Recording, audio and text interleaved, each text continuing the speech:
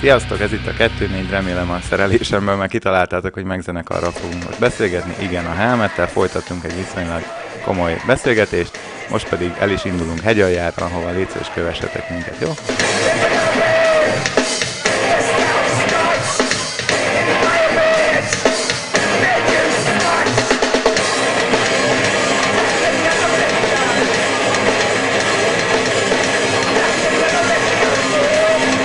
How do know fans that you're having a good time on stage? It's pretty obvious. Like, I started a show in Malibu last week, and I was in a bad mood. And I don't really remember exactly why. I just was. It was probably a girl, most likely, and it's something stupid. And I said, but after, one song, a little better, 2 songs, got better, 3 songs, and then 3 songs, I'm feeling better now. I have to say, 99% of the time, I'm enjoying myself on the stage. I'm really lucky, It's like,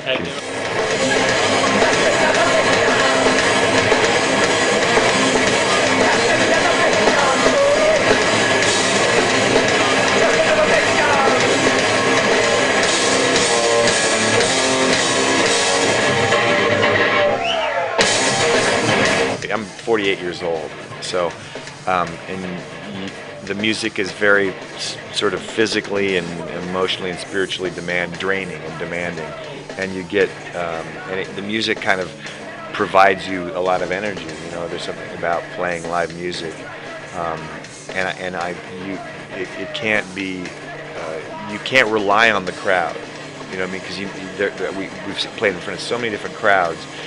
50 people. In the last year, we played in front of 50 people, and 2 nights ago, we were in front of 7,000 people. If there's one person in the room, you have to get up for it and get into it, and you take the small crowds with the large crowds, and if the music doesn't do it for you, you should probably stop.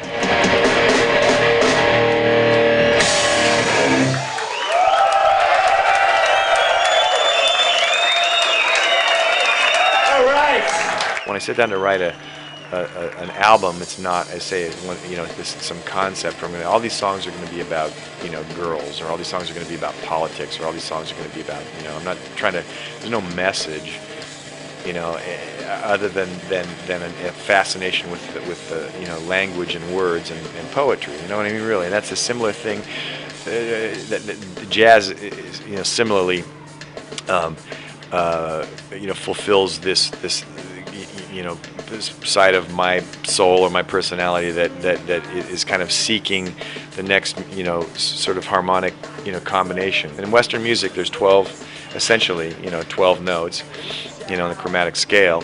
And, I'm talking, generally, and I'm still fascinated with that. We're tied to Mozart, Bach, Beethoven, Bartok, as you guys know, Miles Davis, The Clash, The Beatles, The Stones, Led Zepp, we're all related, because there's this whole strand of music that we've followed throughout years and years, and it's like as a musician, I was always fascinated in how you can continually rearrange these notes in new and exciting ways.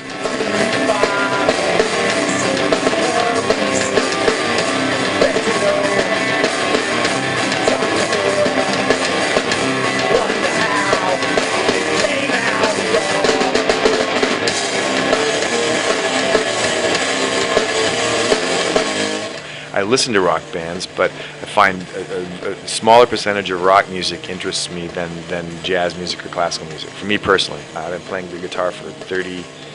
I'm 48. I started playing when I was 18. That's 30 years, right? And no, I started when I was 17. 31 years. So if I hear somebody ripping off a Clash progression, I'm going to be bored. I'm sorry. I don't care if they're wearing tight pants and they have tattoos and you know what I mean, and they're emotional. I don't give a shit, really. It's like,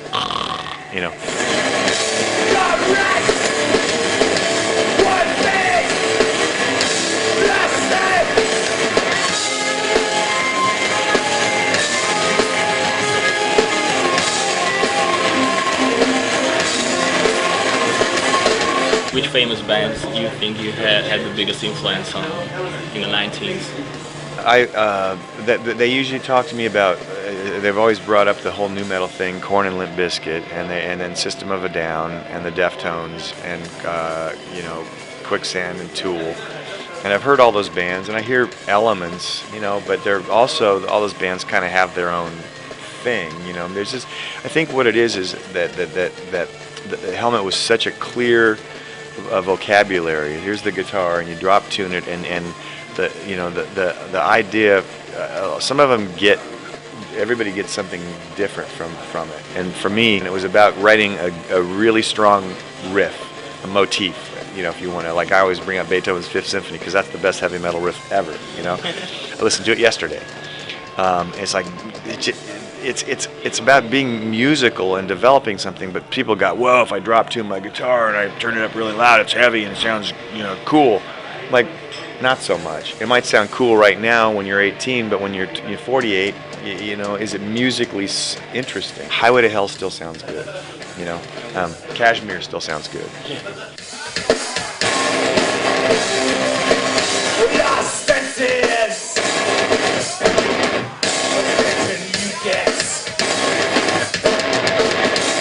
Once I started listening to what I was hearing, what the music that was in my brain or that was kind of coming through to me, and got away from the guitar, then Helmet became Helmet.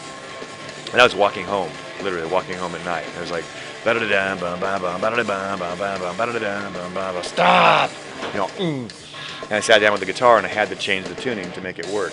I was like, oh, this note is off the guitar. I was like, it's a D, and the lowest note's E, tuned down, boom, and there was like, oh my God, everything I had learned went out the window. So I couldn't do anything I knew because I had to this drop tune thing, and then I started writing motifs, riffs.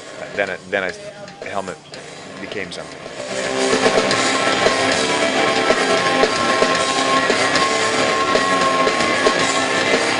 Dime was a free spirit, you know, and he lived for the moment, and that's kind of, you know, something I really admire, you know, because he rocked and wrote cool riffs and could play cool solos.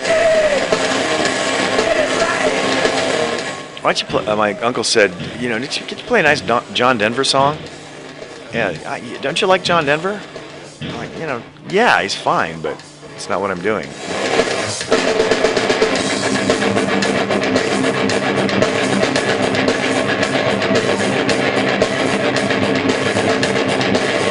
What was the strangest description that you have ever heard of your music?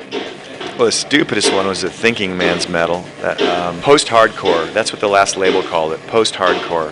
I was like, okay, metal, industrial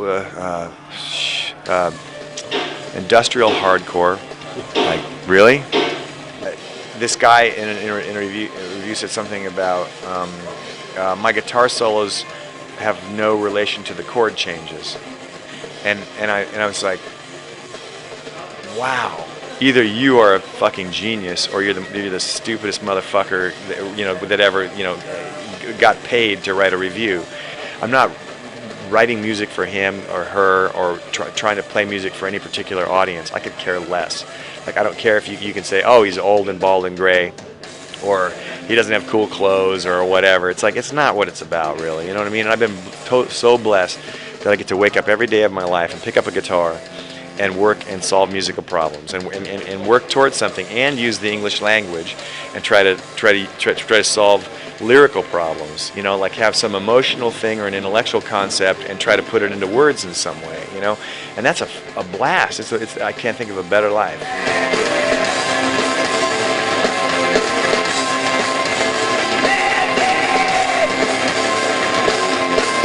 You know, somebody asked me earlier, what are you most proud of? And I'm proud of the fact that I've never lost sight of where I'm going, and I'm going there. I don't care what's going on there or whatever. It's still about, you know, solving musical problems, whether it's in jazz music or writing orchestra music or writing Helmet music. You know, I'm still learning, and I'm still like trying to get better and still progressing.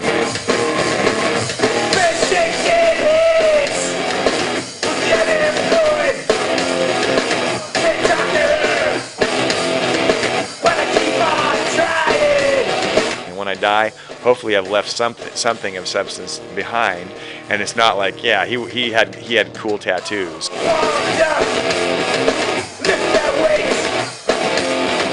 I'm more of an album listener. I would never leave my house. I would never start to play anything unless I had time to listen to the entire side of the album. I didn't want to interrupt the music, and it's like the phone is always off. Never answer the phone. Never do anything. It's the music. And I say this to a lot of people that have attention deficit disorder. Listen to music. Spend time listening to music. It will provide you with a lot, you know. And spend time and get into it. It's like, I don't have a television. Fuck TV, whatever. You know, it's like, it's internet. Oh, okay, cool.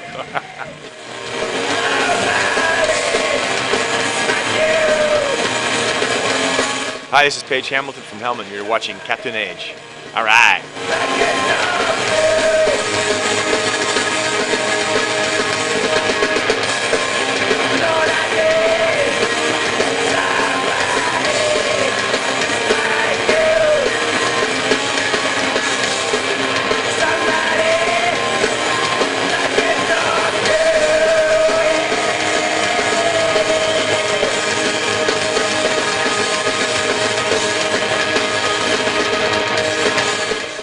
We have like 12 questions left. How much time we got? 12? we have two, Oh, two. two important ones. Two is good.